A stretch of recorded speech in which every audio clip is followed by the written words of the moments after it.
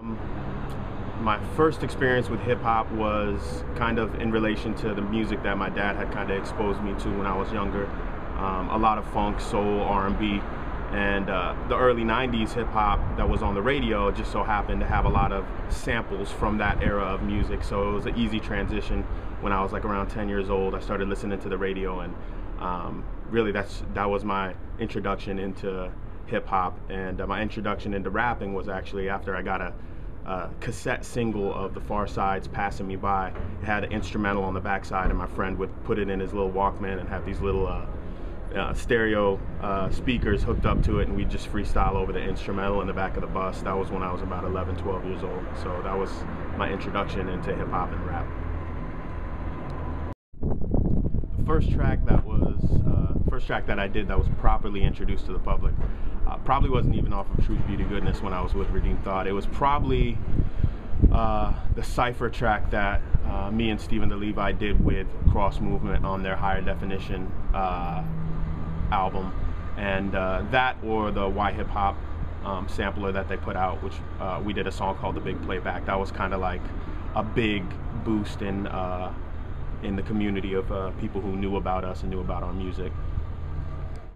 Redeemed Thought formed when a group of MCs who went to Calvary Chapel Bible College got together for a talent show that they had on campus. I actually wasn't there that semester. I came the semester following when the group decided to pretty much stick together, and they were offered a few shows at like youth groups and college events. So I came on board. I actually had been MCing in the past, and I did a paper for one of my Romans class assignments, and a few of the guys from Redeemed Thought came and listened to the paper that I did in the form of a rap, and they loved it. I ended up becoming a part. A few members ended up kind of whittling out over time, and just by being called to other things, and it solidified with myself and Stephen the Levi. So that's how Redeemed Thought was formed.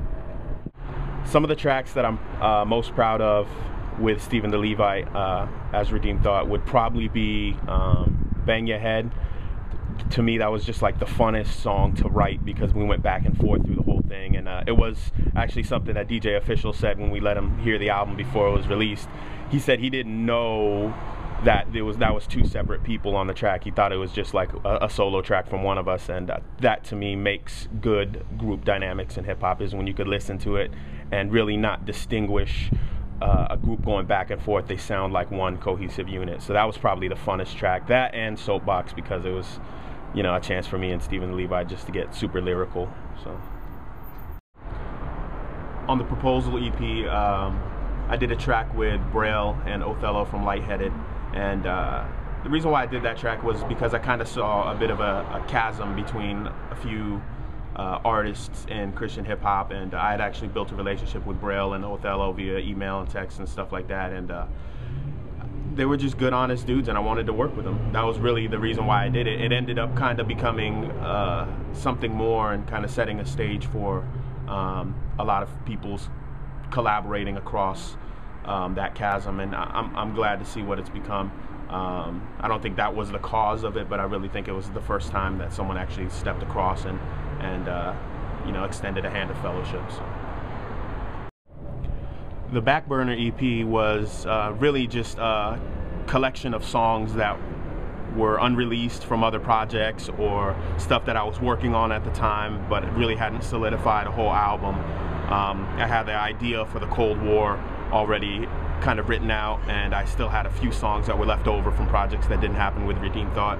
So I decided just to collect those songs, the best of those songs, and put them on an EP, and that's why it was called The Back Burner. It was just kind of something that had been sitting around simmering, and I decided to release it to the public, and it's gotten some, you know, good reviews, and I'm happy and proud of it. I first met Josh, or Plastic, from ILLECT Recordings when I was down at Flavor Fest with me and Stephen Levi and a bunch of other Lamp Mode guys, and I wasn't officially signed to any label. Stephen Levi was about to release his album on Lamp Mode, and you know, we met. We actually had waffles at some in the kitchen lobby area of some hotel that we ended up staying at the same one as the ILLECT guys, and he was just a cool guy. I really you know, I really admired the knowledge he had of the Christian hip-hop music scene. And after, you know, just emails and connecting on phone, we just connected and decided to release the Cold War on ILLECT. And again, he's got the right mind for promoting this type of music. He's got all the connections, and he gets to do all the work that I really don't want to do myself. So it's a good relationship in that aspect, and I get to learn a lot along the way. So shortly after signing with ILLECT Recordings, I went down to the Gospel Music Awards. I think it was about 3 years ago, and I met up with a lot of the guys from ILLECT who happen to also be from Scribbling Idiots. So we really connected down there. I'd been talking with Theory Has It. I've known Wonder Brown for a while, Just Me from who was originally from Soul Seekers out in California, and that's kind of how I knew of him. We really just hung out. I had to, you know, crash in a hotel room with all the dudes, and it was cool, good time. We worked on some stuff together, and when I was leaving, they really just kind of extended a hand and said, you know, they wanted me to be a member of Scribbling Idiots, and it was a real honor to me, and I'm still appreciative of it. We've been working on some music here and there. I'm sending them verses for compilation that they're doing, and it's you know, going to continue to grow, and that relationship is really going to bring some real banging music. So I'm very proud of that, and I love those guys. Family does mean a lot to me. It's really the crux of my life now, other than my faith, but you really can't divorce the two. They're one and the same. It's what has made me who I am today. I love my wife, I love my daughter, and you know, it's not really known to many people, but this past 2 years of my life has been especially difficult, dealing with just a lot of broken relationships with friends, and then the mending of that, and what that put my family through. And then also my daughter was diagnosed with type 1 diabetes. She nearly died in the hospital about a year ago.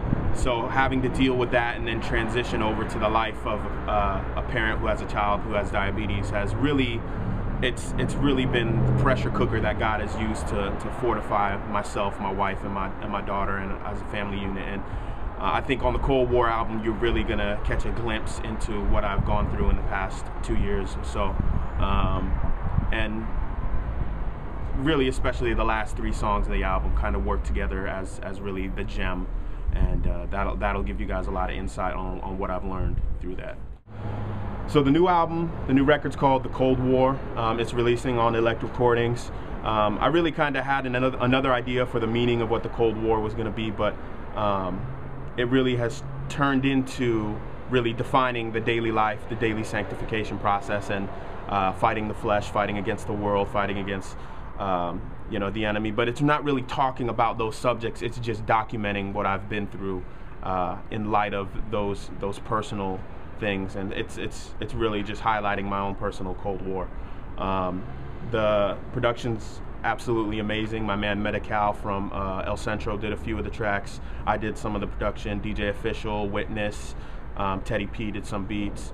The sound of it is really authentic, real headbanging 90s era hip hop. So I got guys like KJ52, Wonder Brown, Just Me, Young Joshua. They're going to be featured on the album. A few other cats, Ruslan, and most importantly, my wife actually does an amazing poem on the album. I get to really highlight her talent in that, and it all works together for what I think to be my best work, and I'm very, very proud of the record. I hope you guys are going to be proud of it too. The future looks really promising. I got a few projects in the works. I'm working on another EP with my man Medi-Cal from El Centro. He's going to be doing all the production on that. As far as full-length albums, my wife and myself are working together on a joint project. It's going to be beautiful. It's definitely not going to be what you expect from myself or anything that's near to hip-hop. It's just going to be ultra creative. It's just going to be a beautiful project, and that'll come in the future. I'll give you guys more updates on that. A lot of people have been asking if there's going to be another Redeemed Thought project. Really don't know, man. I'm on good terms with Stephen the Levite. We've been, you know, building over the phone. We hooked up about a week back when or a couple weeks back when I first came back to Philadelphia. And I love that guy, man. He's one of my favorite lyricists, and I do look forward to doing another Redeemed Thought project with him. The circumstances just have to be right with timing and family and all that stuff, you know. But if it happens, I'm really excited that it would happen. So we'll see.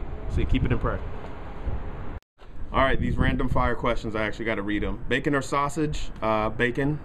It's the God food. Do you have a dream collaboration in mind? My dream collaboration would actually be Neogen from Remnant, Shamesworthy, and Stephen the Levite all on one track with me, and that would be my dream collaboration.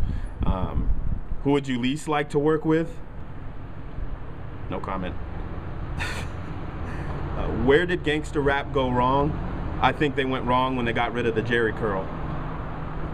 Are you a Christian rapper, or a Christian that happens to rap, or a person who happens to be a Christian and who happens to be a rapper? I'm me. I don't know. I'm a Christian. I'm a Christian first at everything, but just listen to my music. You tell me. Will the Phillies win it all in 2011? I really don't care. I'm from the Southern California area, and I'm not really a sports fan. So ask me about MMA, I'll tell you about MMA. All right, these last questions were from Twitter. Big Stowe asks, you've had releases as a member of Redeemed Thought and a few solo EPs. Why did you wait so long to do a full album? Really, I didn't dictate the waiting. I was always doing music, but life kind of put that on pause, and I took a bit of a sabbatical, went out west with my family, made sure that was, in the right place first. And I didn't want to, sacrifice my family ever for my music. My music is something I do.